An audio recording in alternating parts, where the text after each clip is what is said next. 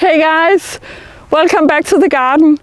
This is a new kind of video because we are announcing our next huge project. We've sunk a chunk of our savings into buying this new piece of land, 7,208 square meters, and we are making a butterfly garden. So that's the announcement, and we've made a design, and I'm just gonna share my excitement. Like, whoa, this is just, I think we've been building up to this for the past maybe 7 years, thinking about maybe getting some more land and what to do with it. And we have lots of butterflies in the food forest. We spent 15 years making that. And of course, we've seen a growth in the number of butterflies, along with so many more bees and so many more dragonflies, so many more birds. So diversity attracts diversity. And we've seen that, of course, also with the butterflies. But they are interesting beings because they have very specific relationships with host plants for the larvae, the caterpillars, and they are also, some of them are very picky as to what flowers they visit for nectar. And it'll be like working in a whole new area of the web of life. New connections, new relationships, new plants, new names. Everything is, my head is filled with flowers and butterflies. Every day I wake up in the morning, I'm like, whoa, so many new things to learn. And also, it's not something we've focused on before, so this means that we really have to look into how can we create the different habitats that all of these butterflies like. And I know that probably we won't be able to do that, but we will try, and we will document our experiences, our successes and our failures, and we really hope you want to follow along. Because we're so excited about this. I mean, imagine living on a planet with flowers and butterflies. It's like, whoa, how lucky can you get? And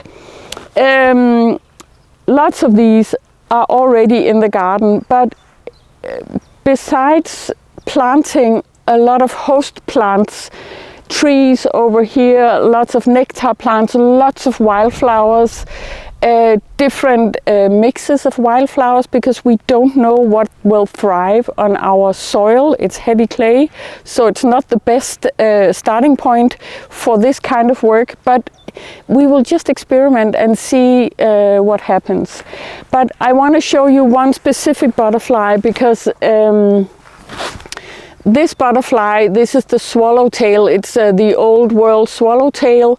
It's one of the biggest butterflies that used to live in Denmark, but actually it's been extinct for about 50 years. And we would very much like to try to bring this back. It went extinct because, as in many other places, a lot of the small wet areas were drained to create more farmland, and this meant that the habitat for this specific butterfly also went away. So it's starting to come back, and also some populations are actually willing to live on a variety of umbellifers. Usually it's only milk parsley, but it could be other umbellifers also.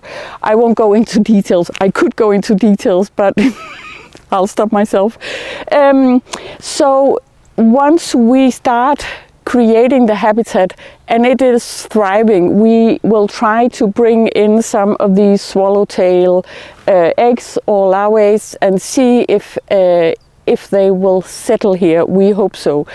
Just to make it more high stake maybe, and also because it could be, I think, an amazing example of regeneration, and hoping that other people on the island will participate in this endeavor, specifically targeted at the swallowtail.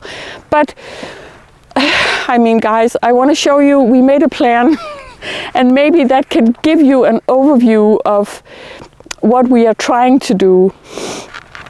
I finished this last night, and actually what you see here is this piece of land that's going like this. So that's the square you see here. And this is gonna be wildflowers, but also a vegetable garden and like a meditation garden with lots of butterfly attracting flowers. So that will be over here. Lots of host plants for different butterflies, especially trees over here, because we want to have as much windbreak as possible. And this is the west side. So we want to break the wind that comes northwest, especially in winter time, and then all kinds of pathways, but between what is going to be wild. It's not going to be kept in that way, because this is actually, it's madness. It's the doubling of the garden I have to take care of, which is like, I'm already swamped with garden and I love it. But so this will have to be a different kind of management, only maybe mowing it once a year in 10 centimeters height and then removing everything, because we need to make it less nutrient dense than it is in the food forest, and it's actually quite the opposite of what we've done in the food forest. So that's also interesting.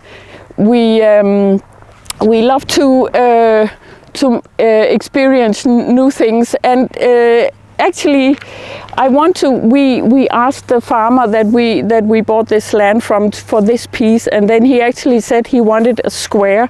So we are so excited. We have more land, and it's actually wrapping all the way around this, the buildings over here, and creating the possibility to make more of a retreat garden, butterfly garden with a teaching hall, a meditation hall in the middle of all of this butterfly beauty and flowers and colors and wildness, we hope.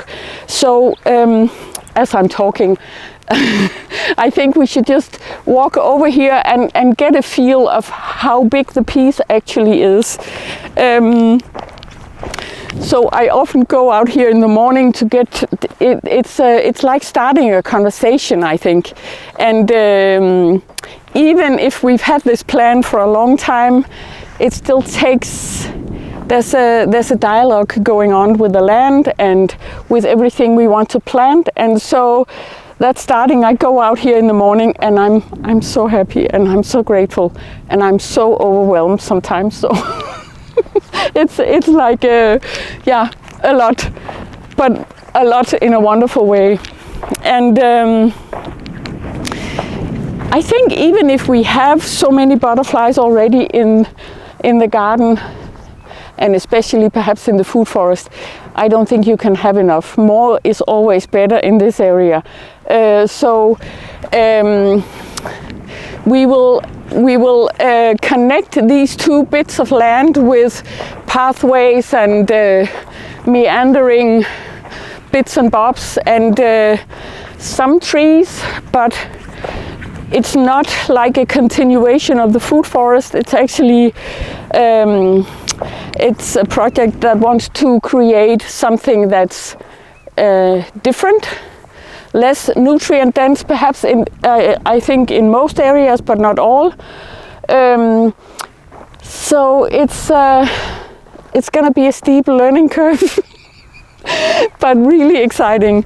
I want to take you out here in what we call the triangle, because it has that shape. Of course, it feels quite like a third eye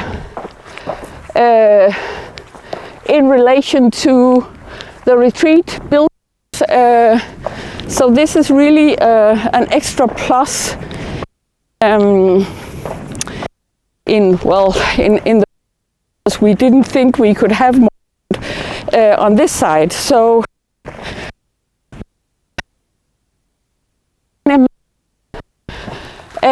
something like a meditation hall.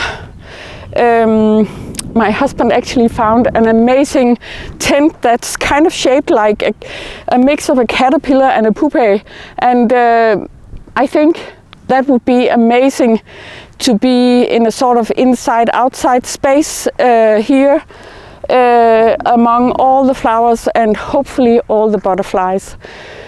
Guys, what do you think?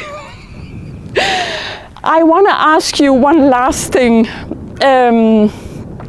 I've never asked this before, but if you want to support the project, please subscribe if you're not already, and please like the video and share if you can. It really helps the project, it helps the channel, and it helps to spread the possibility of actually doing something to help butterflies regain a foothold. And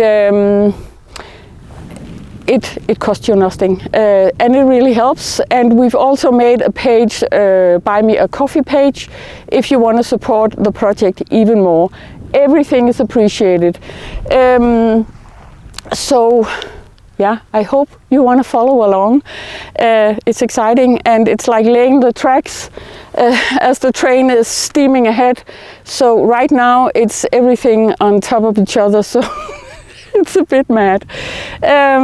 Guys, thanks for watching, and hopefully see you later.